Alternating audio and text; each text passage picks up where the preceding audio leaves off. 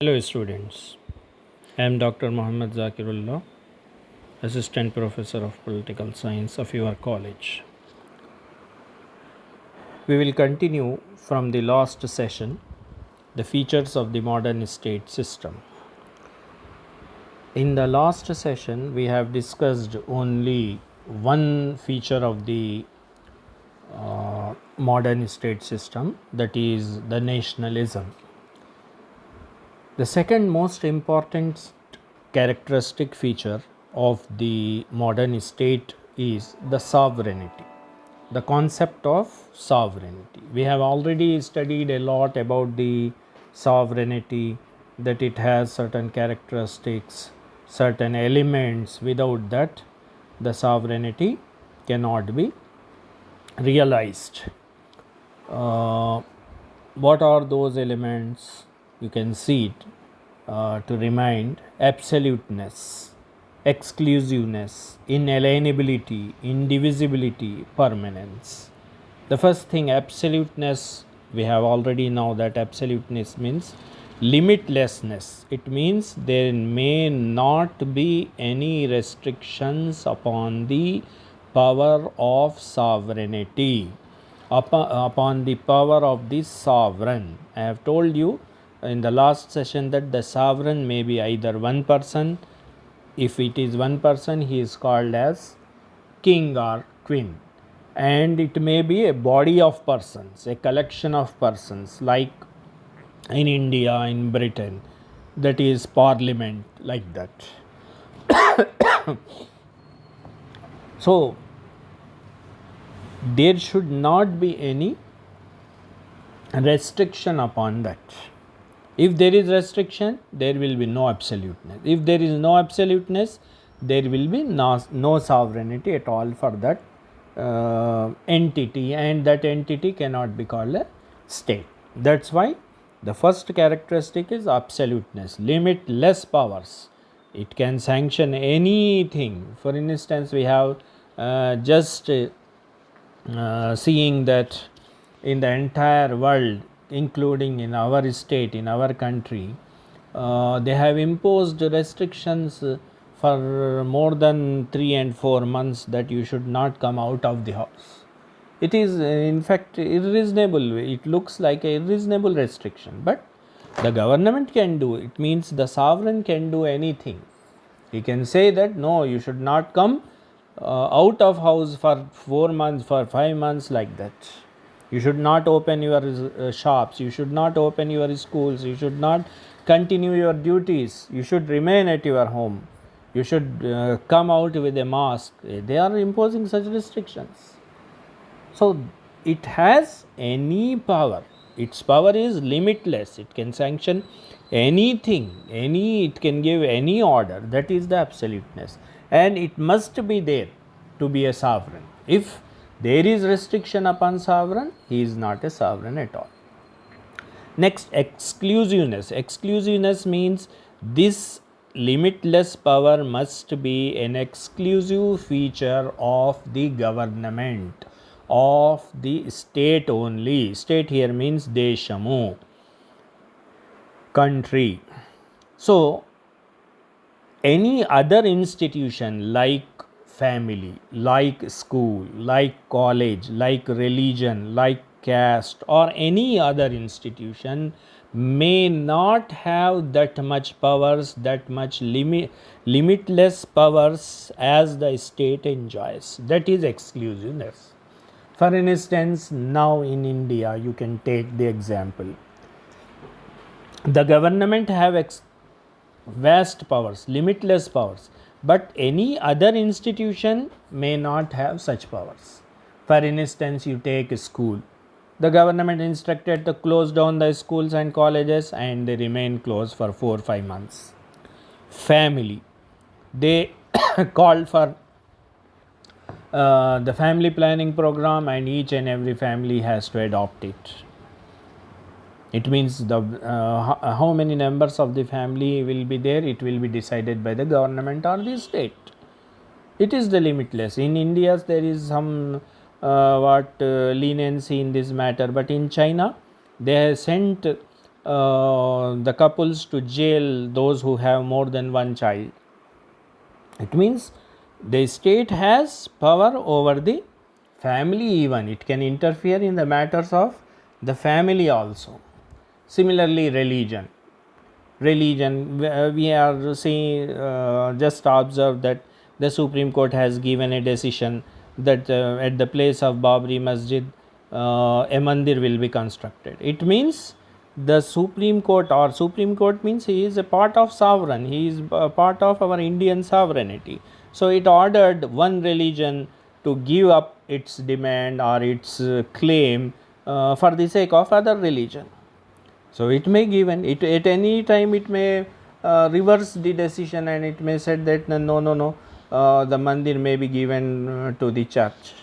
The sovereign or the state have the exclusive powers over the any institution. We have seen school, we have seen colleges, we have seen family, we have seen the religion. Similarly, caste, that which caste has to be included under OBC, which caste has to be included under SC, under BC. Who is deciding it? The state is deciding that. It means that the caste is also not beyond the power of the state, or power of the government. For all practical purposes, the government is the state. Just theoretically, we differentiate between state and government, but for practical purpose, the state is government. Some may confuse, sir, how the state have sovereignty, how the state have the limitless power, because it don't have any existence at all. The first problem with the state is that it don't have any existence at all. It is only in our imagination that state exists. No, like I have given you the detailed examples of the college, and explain that how the college also lives only in our imagination and not in reality. Similarly, state is also exists only in our imagination, not in reality. In reality, we have seen the population separately, we have seen the area separately, we have seen the government separately, we have seen the we cannot see the sovereignty also, we can feel the limitless powers. Okay, then a question may arise in our mind that, sir, how the state can enjoy sovereignty when it does not exist itself? It means that it exists in the form of the government. For all practical purposes, the government of that state is the state for the practical sake. It means government of India means at present the government headed by Modi ji. At once it was headed by Manmohan Singh, like that. So for all practical purposes, the government is the state, and that government must have exclusive powers. No other institution should share its powers. That is exclusiveness. It must also be there. If the sovereignty is shared by one and all, religion is also sharing, and family is also sharing, colleges, institutions are also sharing, then it is not sovereignty, and that being is not a state. Next, inalienable. Inalienable means, in simple English, it is not transferable. There may be many such things that are not transferable. I have given the example of the what is called the spirit, or our life. In simple English, our life cannot be transferred. I have told you that if anyone is going to suicide, to commit a suicide on the train tracks or on the Maner Dam, and he has seen that a small child has been died due to an accident or anything, and he felt pity for the mother who is crying there for his child, and then he thought that, okay, I am going to anywhere, anyhow sacrifice my life, anyhow waste my life, or any way I am going to depart from my life. So why should not I transfer my life to this kid? Can he do it? Could he do it? No, he cannot. He could not. Why? Because the life is inalienable, intransferable, not transferable. Similarly, the Bodin and Hobbes and other such philosophers thought that the power of sovereignty is also not transferable to from one person to other person. It is theoretically. Practically, what happens is that it transfers. For instance, we have seen now you can see on YouTube like that what happened in on 15 August 1947. The British left the India, and they have transferred the powers to the Indian government or Indian people or the Congress party at that time, because the Congress party was regarded as the sole representative of the Indian people. There was no other party at that time. That's why they have given the power to Nehru.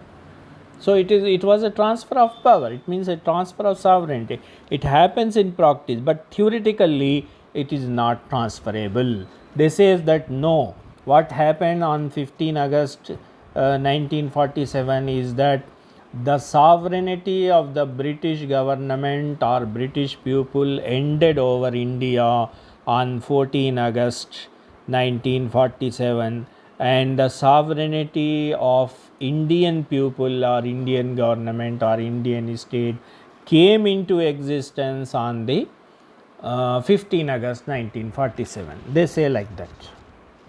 They don't accept that the sovereignty is transferred from British people or British sovereign to Indian sovereign like that. So theoretically the sovereignty is inalienable. There is a proverb in the there is a practice, in fact, in British system that whenever a queen or king of England dies, then the prime minister visits her dead body or his dead body, and when he returned, he stand on the steps of the Buckingham Palace and says to the public or to the press that the king has died, long live the king. It means that the king as a person died, but the kingship is still, it means the sovereignty still continues and it may be occupied by another person. That is the meaning of that sentence or that phrase, that the king is died, long live the king. So next, indivisible. Indivisible means it is also a theoretical perspective that the sovereignty cannot be divided, because if anything is divided, a restriction is inevitable. Without restriction you cannot divide anything. Division means restriction, imposing restriction. So the sovereignty is indivisible. Why indivisible? Because divisibility means imposing some restriction. That's why if we impose restrictions, then the absoluteness characteristic of the sovereignty will vanish. That's why these the Hobbes and Bodin, such thinkers insist that the sovereignty is indivisible. But as a matter of practice, we are observing that in what is called federation, the sovereignty is in fact divided. Even in our India, there are certain powers that are given to central government, there are certain powers given to the state government. The state government cannot interfere in central powers, central matters, and the central government cannot interfere in state matters. It means it is divided sovereign. But as a theory, the thinkers insist that the sovereignty cannot be divided. Next, permanence. The sovereignty cannot be for a limited period, because imposing of limited periodness make the restrictions inevitable. If restrictions exist, the absoluteness vanishes, and if absoluteness vanishes, then the sovereignty vanishes. That's why the sovereignty is regarded as permanent. For instance, on 15 August 1947, the British people has given freedom and independence to the Indian people. For how many years? For 100 years? For 200 years? For 300 years? Or to some date? No, not at all. It is for permanent. It is for ever, that the British people left India forever. They have given the sovereign power, handed over the sovereign power to the to Indian people forever, never to return. So it means that the sovereignty must be permanent. Without permanence, there may not be a sovereignty. The other thing that involves in the sovereignty are the two aspects of the sovereignty. There are two aspects of sovereignty. All these things we have discussed, in fact, in first year. But I know that all of you, I think, forget about all those things. That's why I am here repeating all these things. What are the internal aspect or internal phase of the sovereignty? It means that the sovereign or the government must have superseding power over one and all institutions and individuals.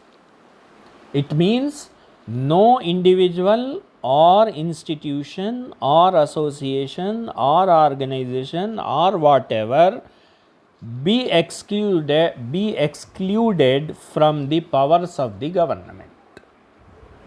It is the internal phase or internal aspect of the sovereignty. What it means, what it implies, that no one can say he may be a religious leader, he may be a Shankaracharya, he may be a Shahi Imam, he may be a Mufti, he may be a chairman of some board, or he may be a leader of a mutt, or whatever he may be, religious personality, or he may claim himself as a prophet, but he has to surrender, he has to submit to the government's orders. If the government restricts his movement, he has to follow that. You should not enter Lucknow, you should not enter Hyderabad. If it is given, if such order is given by the government, that person has to follow.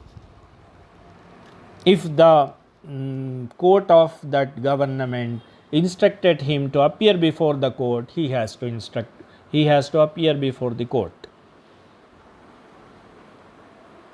If he has such exemption that no, you cannot call that person, he is above the law, he is above the government, the government cannot call a Shankaracharya, the government cannot call a Shahi Imam, then what will happen? It means that there is no internal aspect of sovereignty exist in that country. The government must have superseding power, overriding power over one and all institutions and individuals. Similarly, if there is a restriction that no, the government cannot interfere in family affairs, the institution of family is sacrosanct, the government cannot instruct any member of the family to do a certain thing in the matters of the family. If there is such thing, then you can say that no, there is no sovereignty at all, because then there is no internal aspect of sovereignty exist in that country.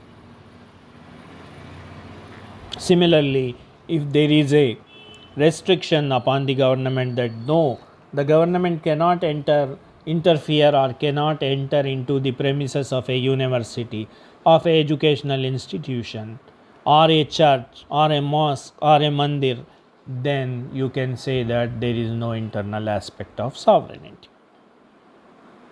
We have observed that the government's power is overriding upon one and all.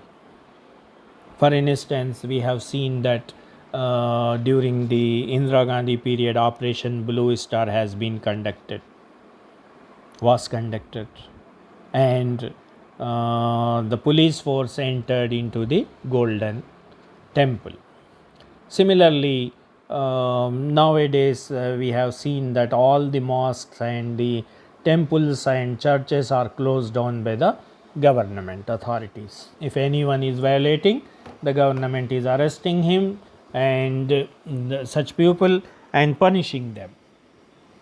It is also a kind of overriding the powers of religion. Similarly, recently we have seen that the police entered into the JNU premises and Delhi University premises, Aligarh University premises, Banaras Hindu University premises, Usmania University premises. Recently, during the Telangana agitation, we have seen the government has entered into the Usmania University, Kakatiya universities, like that. It means nothing is above the government. Nothing is exception to government power. That is the internal aspect of sovereignty. Then we may come. I think you have already understood the internal aspect of sovereignty very well. Then we move to the external phase or external aspect of the sovereignty. What is that? External aspect of sovereignty is more important than internal. Internal may be adjusted somewhat, but in the matter of external aspect of sovereignty, there may not be any compromise. If a country does not have external aspect of sovereignty, it means that is not a country at all. That is a part of a country, but not a country. I have told you Greenland, I have told you Alaska, I have told you French Guiana, and I have told you about many other parts of the world that has separate existence, separate land. For instance, Greenland, it has very vast area, almost 4 or 5 times, fourfold times than India. But it is not a sovereign country. Why, sir? It has its own government. It has a prime minister. But why it is not a sovereign? It has its own currency even. But it is not a state. It is not a country. It is a part of country. It is a province of Denmark. Why it is not a country? Because it don't have this external aspect of the sovereignty. Sir, how can we know that a particular entity or a particular political organization have external aspect or not, external aspect of sovereignty or not? How we came to know that there is? That's why the practical approach thinkers, they have suggested one thing: how to know the external aspect of sovereignty.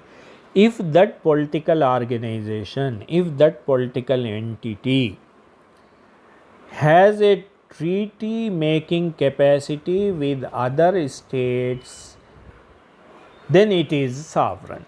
It has external aspect of sovereignty. If it do not have that capacity, if it cannot make an agreement or treaty with any other state or with an international organization, it means that it don't have the external aspect of sovereignty.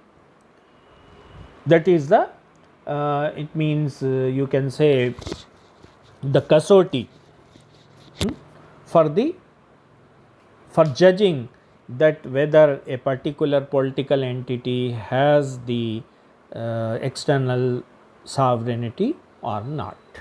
If it has, it can make an agreement with any other country, it is sovereign, externally sovereign.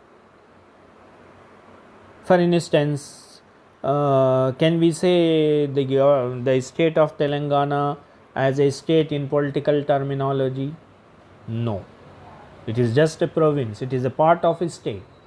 Why, sir? Why it is not a state? It has population, it has area, it has government also. Then why it is not a sovereign state?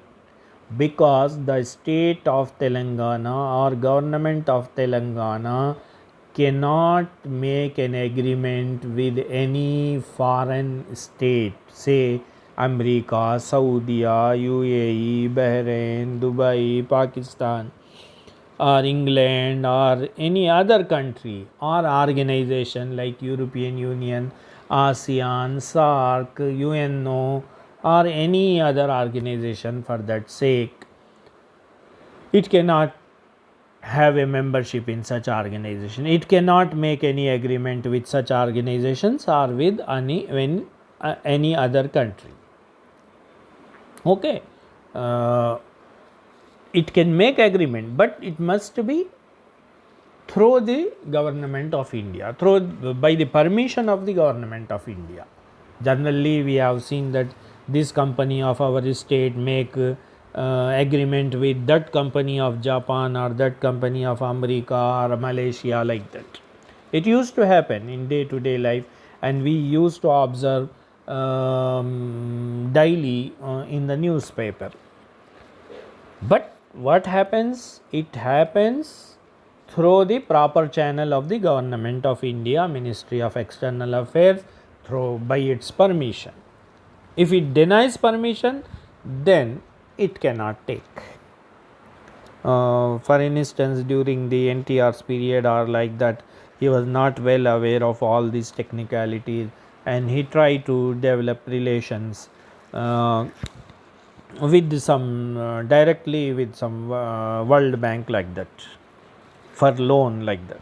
Then what happened? The government of India intervened and said that no, you cannot take direct, you cannot make direct agreement, and you should go through the government of India by the permission of India. That is, if that country or that entity, political entity, has treaty making capacity and it make a treaty with any other state that you should protect us, or we are sacrificing some of our powers to, are giving some of powers to you. For instance, at least two such states exist in nearby area to Switzerland. These I forget the names. These states, what they used to do new one is the name of the state is New, and the other state is Marshall Island, or like that. So what these state used to do is that they are very small, the population is also very limited, they don't have much resources also, they are poor, they cannot maintain their own force, military force, like that. Then what happened? They may be threatened by anyone, even pirates, like that. They may be threatened and occupied by any adjacent state like of Malaysia, Indonesia, like that. Then what they have done? These two states, New and I forget the name of other state. These two states have making an arrangement with the New Zealand that you should see the foreign relations of our country, and for in return of that you should protect us. If anyone, if any pirate group or any other country invaded us, you should come to rescue us, and even you can give the citizenship of our citizens to you, to your country's citizenship, like that. There are certain arrangements, but what even in UNO and in other such organizations, the New Zealand represent the interest of these two countries, and the embassy of New Zealand represents these two countries in other countries, because they cannot maintain such a vast expenditure of maintaining almost 200 embassies. They are poor. Their population is very limited. Their resources are very limited. Their economy is very limited. People in thousands only. So they are state. Why they are state? Although they have sacrificed, they have given, they have surrendered, surrendered, not sacrificed, they have surrendered some of their powers to the nearby state, still they are state in political terminology. Why? They have done it by their own will and wish. At any time they can discontinue that agreement, and they may say that, sir, New Zealand, sir, you should not look after us, you should not protect us, you should not bother about us.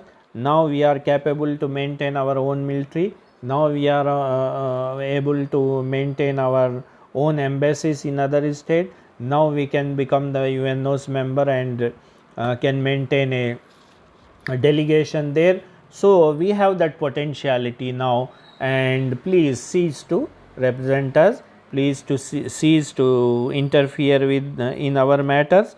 And the New Zealand from that time onwards cannot interfere in that matters, or they may cease their relation with New Zealand and they may enter an agreement with Australia, with Indonesia, with America, like that. There are many such states with such agreement with America also. Marshall Island, I have just told, is in relation, that used to be called as special treaty relations with some state. They have such relations with America, Marshall Islands. That is also an independent state, but it is also a small. Their economy is small. They cannot protect themselves. That's why they make an agreement with America that, sir, you should protect us. That is independent treaty making capacity. If a state has a capacity or a power to make an agreement or treaty with any other political entity, or with any other state, or with any other international organization, then it is said that it has the external sovereignty. So it is the main characteristic of the modern states. Why we have discussed all these things? First, nationalism. The second characteristic is the sovereign. If there is no sovereignty, that is not a state. That is not subject to international law. Who are the subjects to international law? We have made a international law also. UNO and other such organizations have developed an international law. And who are the, for national law, who are the subject? We, the individual citizens, are the subject of national law. National law means law of our country. Then who are the subjects of the subjects here means units. Units of the international law, it means sovereign political entities, sovereign political systems. In plain English, state or country. You should not confuse the state with our states, like of state of Telangana, Maharashtra. Here state means just country. Deshamu, Rashtramu, no Rashtramu. It is only Deshamu or country. So this is the characteristic, inalienable and inevitable characteristic of a modern state, that each and every state must have a sovereignty. Otherwise, he may not become a member of the international organizations such as UNO, like that. And there may not be any ambiguity in that matter. I have told you that previously there was ambiguity in the matter of sovereignty. We cannot say with certainty that certain political being at a certain point of time, say our own state of Hyderabad, Nizam Hyderabad state, before 1947, whether it was a state or not, it means whether it was a country or not, we cannot say certainty, because there is ambiguity in the matter of sovereignty.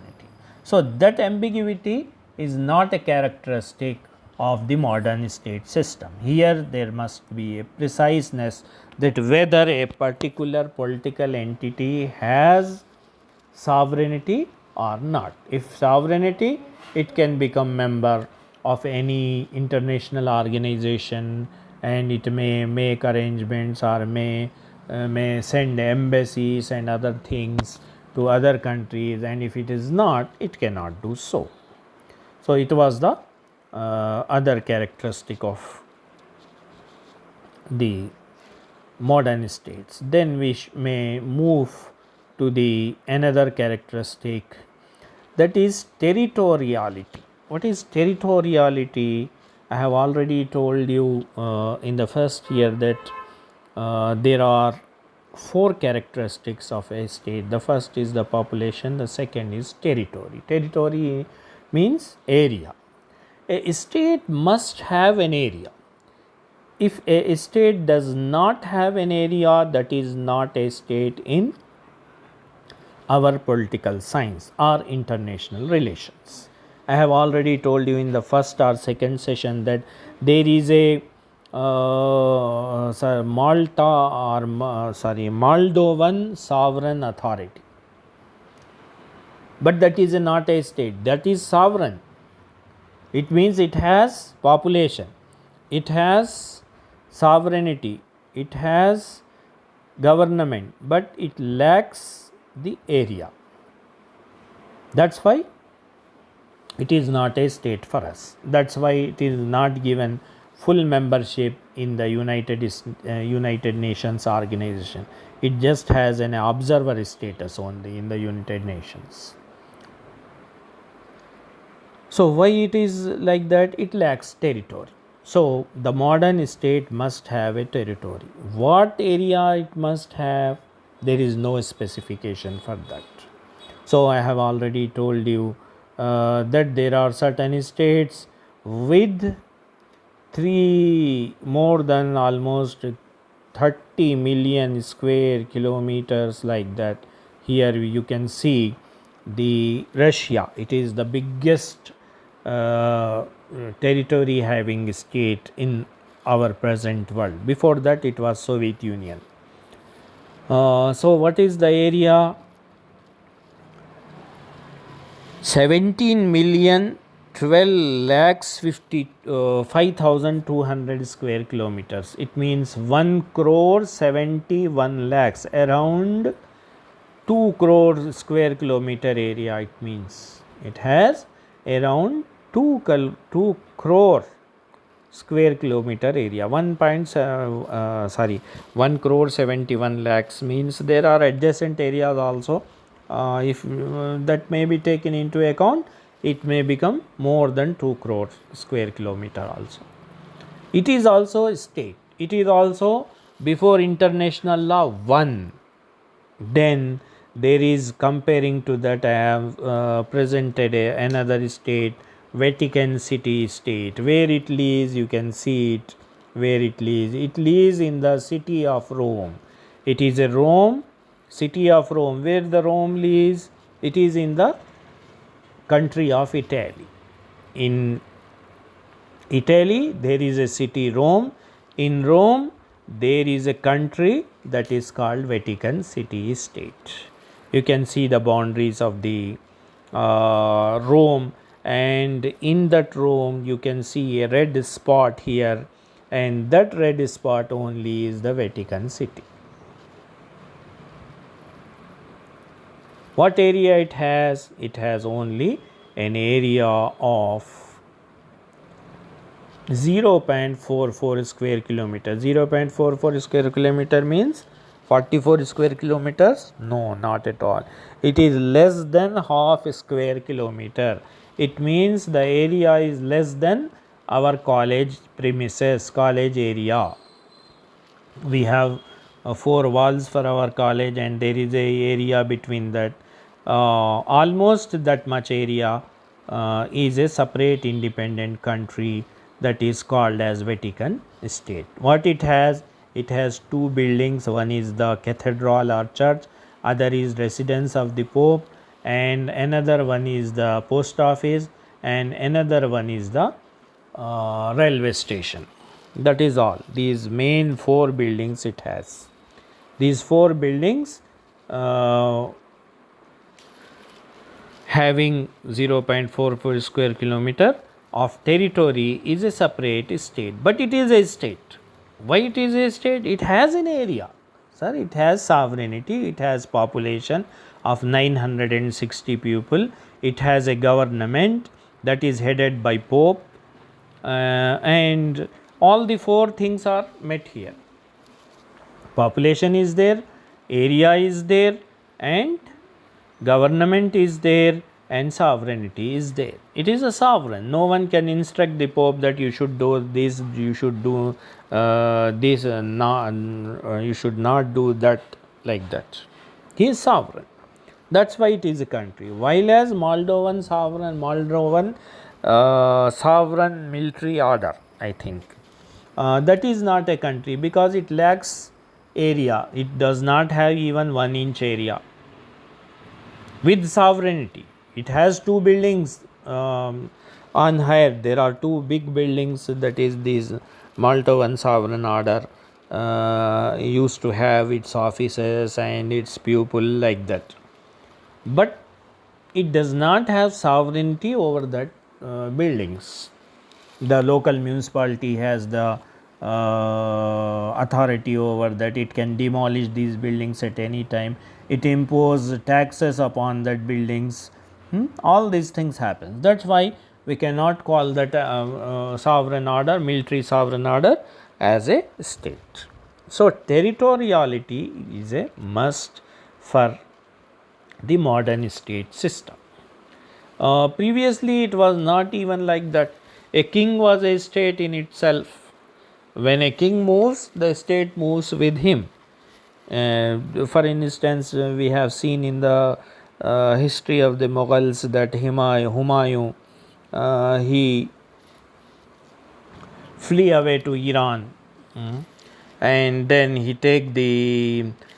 signed agreement with the then Iranian king, some Pahlavi, like that, and he take the help of that Iranian king and return to India and recapture his area, his territory. That was possible. It means at that time Humayun was the India.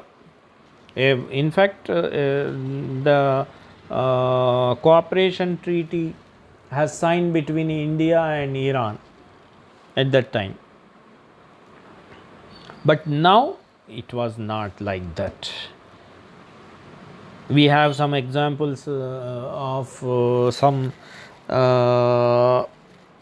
non-existent states, like of Tibet. You can take the example, the nearest example for us. At once, this Dalai Lama used to be the head of the government of Tibet. Tibet was an independent country like of Nepal or Bhutan or Sri Lanka or Pakistan, like that. But on a fine morning, they found that the China invaded them and occupied their area. The China's military is, very vast, and the China's military power is unmet with of any other neighboring country. Though the exception is the Russia and America, but no other country, including India, may have such a vast military comparing to China. So what these poor people can do, these Buddhist people, they move away, they flee away from that land and take a refuge in India. Even their head of the state, that is Dalai Lama, also flee away from that China's occupation and enter into India, seek the refuge here from the Indian government. Indian government was kind enough to provide a shelter to them, and all these Buddhist people, including their head of the state Dalai Lama and their government officials, are still living in Indian soil. So, for our political science, for political terminology, Tibet is not a state, though it has government. The government headed by Dalai Lama, but Dalai Lama did not have the sovereignty over any inch of land in Tibet. He himself flee away to another state, to a neighboring state, living here as a refugee. That's why he cannot be called as a government, and that's why it is not a state for us. So there must be area. Then, sir, what is the importance of area? Area is very important. For instance, I think you have seen or you have listened the problem of Doklam in recent newspapers and recent TV news like that. That this area gained very popularity and very importance in the last few days. Why? Because it is a strategic area. In fact, this area belongs to Bhutan, but what is that? It is very strategical importance important for India, because it has very near or adjacent to the territory linking our northeastern states to the mainland of India. You can see that a very small portion of this color. You can see the color map. This all the color portion is belongs to India, while as white portion belong to other states, Nepal, Bhutan, Bangladesh, like that. And here you can see that there is a relatively very small connectivity between these northeastern states of Assam, Meghalaya, Manipur, Mizoram, Tripura, and Nagaland, like that. These 7 sister states with the mainland, with Bihar, with Uttar Pradesh, with Madhya Pradesh, like West Bengal, like that. Very small. This is called as chicken neck. This is called as chicken neck. What happens if anyone cut the small area of few kilometers only, occupied it, the connection between the northeastern states of India with the mainland India will be discontinued. There may be no supplies, no sending of troops, like that. No sending of vegetables, or no railway lines, like that. All these will be discontinued. And what the China wants to do is that it comes into Bhutan and wants to occupy the area adjacent to this chicken neck to control the India. It means at any time it can cut the supplies to these northeastern states and may occupy that area. That's why it become very strategic important, and the India also take care of that, and the it interfere with that matter, and emphasize upon the pressurize upon the Bhutan government not to give access to the Chinese government to that area. That was the importance of Doklam. Why I am emphasizing upon this point is that it is the territorial importance of area.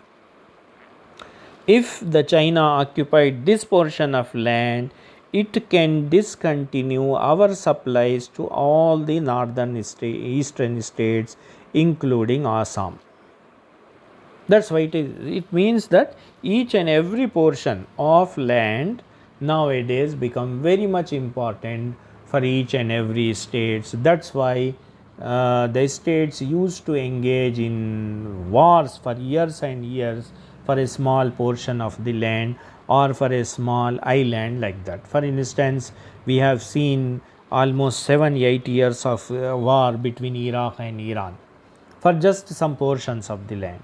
Similarly, we have seen the wars between Argentina and the Britain just for a small island, uninhabited island. Why they have fought over that? Because that was strategically important. Whoever captures that, whoever occupies that, it has control over the sea, it has control over the other countries, it can militarily in a safe site. That's why each and every portion of land is defended by each and every country nowadays. Previously it was not like that. Previously some kings used to give some area to other king as a jahez also, or as a gift also, as a gratitude, paying some gratitude also, like that. We have seen the sarkar areas here in our Nizam or some other king has given 3 districts to the British in return of their what is help in the succession war to the king. That is called as sarkar states. It was like that previously, but now it may not happen, and each and every area, each and every inch of the land will be defended seriously by each and every state of the world. Okay, we will deal the other characteristics in other session because the time is very much over. Now it is crossed even the 51 minutes like that instead of 40. But I want to complete this one characteristic territory also. So we may discuss the other characteristics in the coming sessions. Thank you.